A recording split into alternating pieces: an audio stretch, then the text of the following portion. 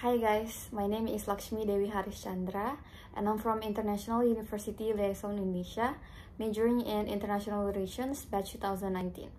Today, I'm going to discuss about two special food from Central Java, which is a main dish named garang asam from Grobongan and also Pisang Plenet, a dessert from Semarang.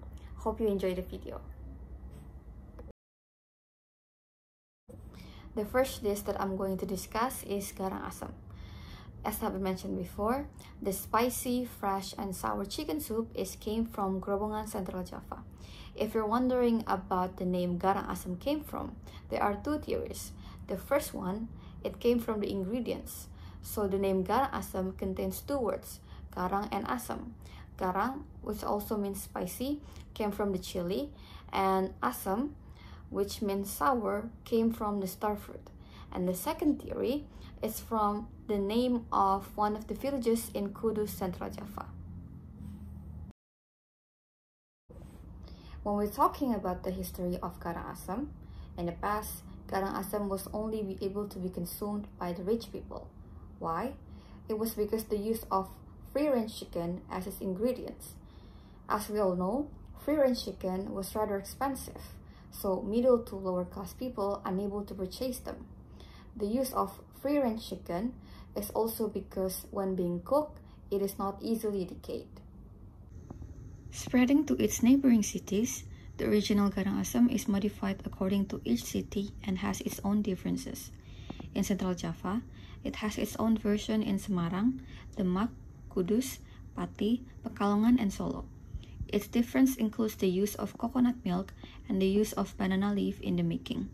In Solo, for example, garang asam is cooked with coconut milk and beaten egg, while in Grobongan, the place where it is originated, garang asam is cooked without coconut milk to make it taste fresh. In Demak, garang asam includes banana leaf to steam the spices and chicken, while in Pekalongan, it is not used. The use of banana leaf in the making process is believed would maintain the taste of the dish.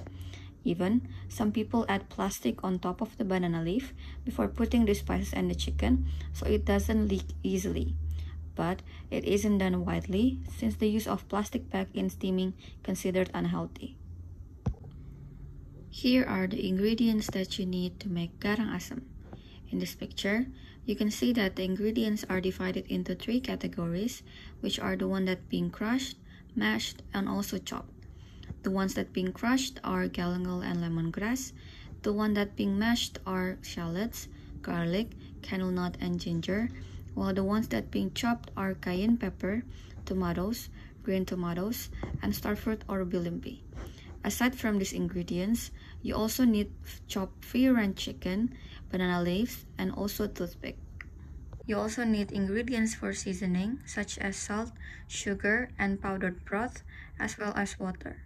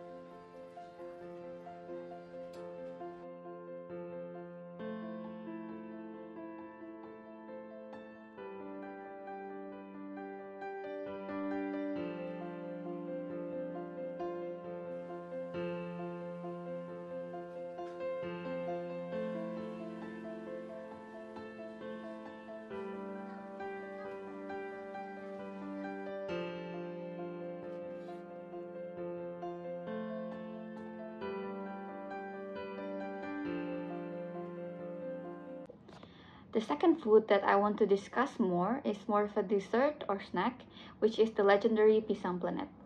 The snack is said that has been there since 1952, which came from a mind of a man named Jafar. Jafar was bored with the traditional confectionery or snacks such as tofu, tempe, cassava, and tubers, so he experimented with banana instead. As I've mentioned before, Pisang Plenet originally came from Semarang.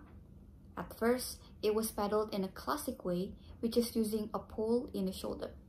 Some of the most famous Pisang Plenet in the city are Pisang Plenet Pak Tuko since 1960 and also Pisang Plenet Pak IULI since 1970. You may wonder about the unique name of Plenet in Pisang Plenet. Plenet is actually meaning to squeeze or flatten. So, Pisang Plenet is actually a flattened banana that was cooked over charcoal.